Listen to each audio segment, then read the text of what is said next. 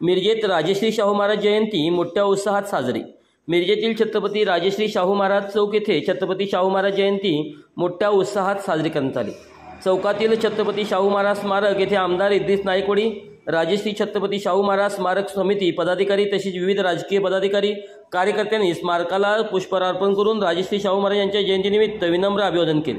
यावेळी आमदार इद्रिस नाईकवडी यांनी शाहू महाराज यांची समतेची आणि शिक्षणाची शिकवण याबाबत माहिती दिली, तर अजूनही समाजात समतेचा जागर करण्याचे असल्याचे सांगितले।